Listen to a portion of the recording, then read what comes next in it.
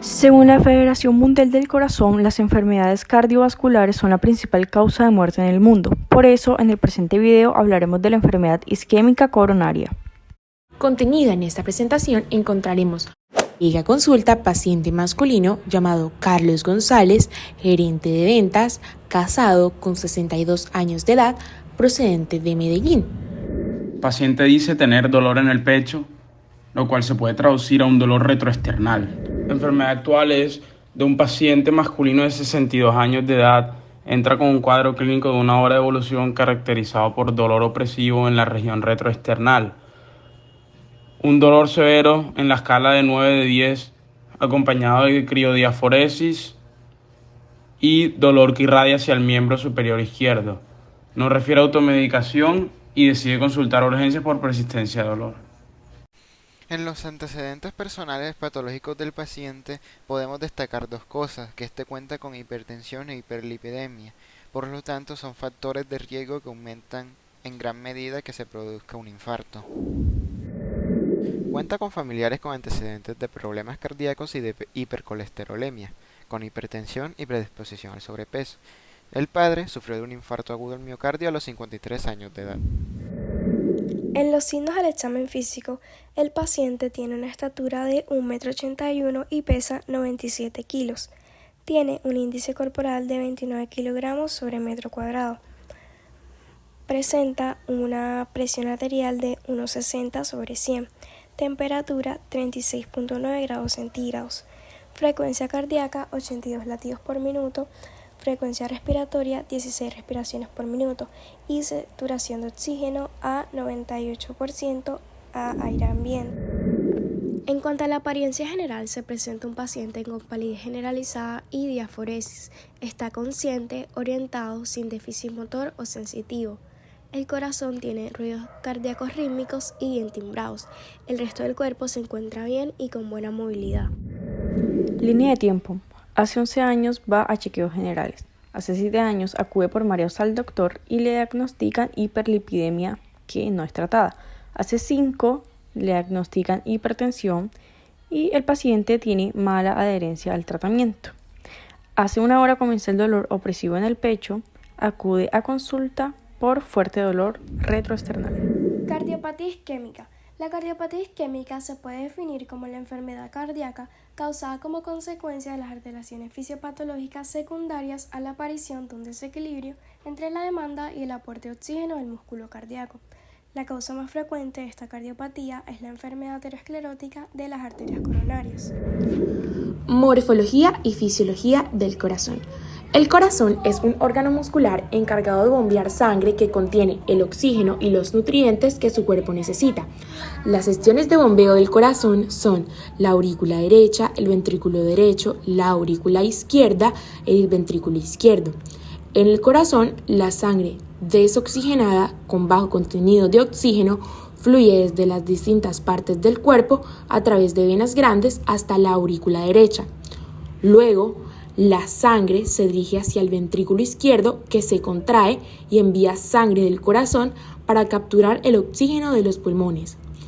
La sangre oxigenada con alto contenido de oxígeno sale de los pulmones a la aurícula izquierda, para luego pasar al ventrículo izquierdo. Finalmente, el ventrículo izquierdo se contrae y envía sangre oxigenada desde el corazón hacia todo el cuerpo. Primero se da el taponamiento de la arteria coronaria izquierda por la acumulación de lípidos y plaquetas entre las células endoteliales del vaso sanguíneo. La hipertensión y la hiperlipidemia favorecen la patología. Segundo, la obstrucción de la arteria coronaria izquierda disminuye el flujo sanguíneo hacia los miocardiocitos ubicados en el ventrículo izquierdo, por ende no logran captar oxígeno y su producción de ATP se disminuye hasta el punto de perder su principal función dentro del músculo cardíaco. Los primeros minutos, 1-2 minutos de la isquemia, provocan la pérdida de la funcionalidad contráctil de los miocardiocitos, por lo cual hay una deficiencia ventricular, pero aún es una lesión reversible. En este lapso de tiempo se produce una inflamación que provoca el dolor debido a que hay una hinchazón celular por la acumulación de iones intracelularmente a causa de no haber ATP, para el funcionamiento de las bombas ATPasas y entonces se pierde la homeostasis iónica. Al haber hinchazón, muchos componentes celulares van al medio extracelular y estos componentes inducen a los macrófagos para la fagocitación y ahí ocurre el inicio de la inflamación, pero la lesión sigue siendo reversible.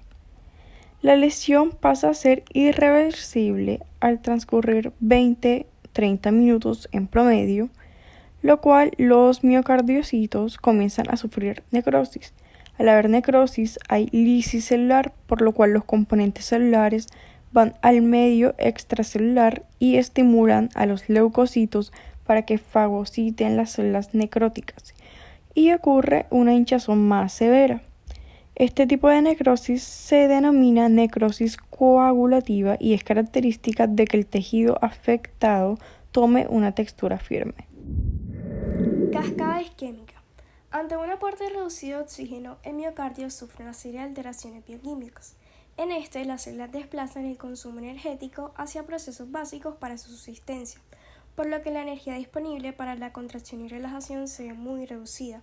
Posteriormente, en el tiempo, aparecerán alteraciones eléctricas que se pueden detectar en el electrocardiograma y finalmente se presentará la clínica equivalente al dolor anginoso, completando la llamada cascada isquémica. En la diapositiva vamos a ver el proceso de la inflamación de los miocardiocitos, principalmente inducido por las proteínas DAMPs, que podemos ver en la siguiente diapositiva, que son proteínas intracelulares que son liberadas al medio extracelular una vez que hay lisis celular, y esas proteínas son señales de daños celulares, lo cual inducen a los neutrófilos, a plaquetas y a los macrófagos para que lleguen y fagociten el tejido necrótico. Y esa es la principal causa de la inflamación y el inicio de la inflamación, y posteriormente viene la reparación del tejido miocárdico. Inflamación por infarto. Las microfotografías muestran una reacción inflamatoria en la zona del miocardio tras una necrosis isquémica. En la imagen A observamos infiltrados precoces y vasos congestivos. En la imagen B, infiltrados celulares tardíos. En la imagen C, vemos la cinética aproximada del edema y de la filtración. Con fines de simplificación se muestra el edema como una respuesta aguda temporal, aunque también se producen oleadas secundarias de edema tardío e infiltración por neutrófilos. Ahora, ¿qué pasa después del infarto? Las células miocárdicas pierden su contractilidad después de 1 o 2 minutos de isquemia, aunque no mueren hasta que han transcurrido entre 20 y 30 minutos de isquemia. Estos miocitos no parece que hayan muerto hasta pasadas entre 2 y 3 horas si se observan mediante microscopía electrónica, y hasta después de entre 6 a 12 horas en caso de emplear la microscopía óptica. En la imagen hay necrosis coagulativa, pero se conserva, al menos durante un tiempo, la arquitectura de base del tejido, porque aumentan los niveles de ácido láctico, lo que lleva a una disminución del pH intracelular y a una menor actividad de muchas enzimas. En la imagen inferior se muestra un corte transversal del corazón con necrosis, donde el área clara transmural de la parte posterolateral del ventrículo izquierdo representa un infarto miocárdico. La ausencia de tinción se debe a una pérdida enzimática ocurrida después de la muerte celular. El dolor en el infarto se debe al mecanismo de angina. Este cursa como un dolor centrotorácico opresivo que se irradia hacia el brazo. El estímulo nociceptivo se transmite por vías simpáticas aferentes desde el corazón hacia los centros ganglionares C7, T4 de la médula espinal, y después por vías ascendentes hacia el tálamo y el córtex cerebral. Es de este modo que los pacientes refieren la angina de pecho habitualmente como una sensación de malestar u opresión en el territorio precordial, cervical o mandibular. Ahora, ¿por qué esta se irradia hacia el brazo? Esto se debe a que los nervios del corazón salen de los niveles medulares entre las vértebras T1 y T4. Por lo que cuando la información nociceptiva del corazón llega a la médula se transmite a las zonas D2, C5 y C6. Este fenómeno hace que lo identifique como un dolor del pecho irradiado. Por último, en esta imagen apreciamos la posición del corazón con respecto a las costillas.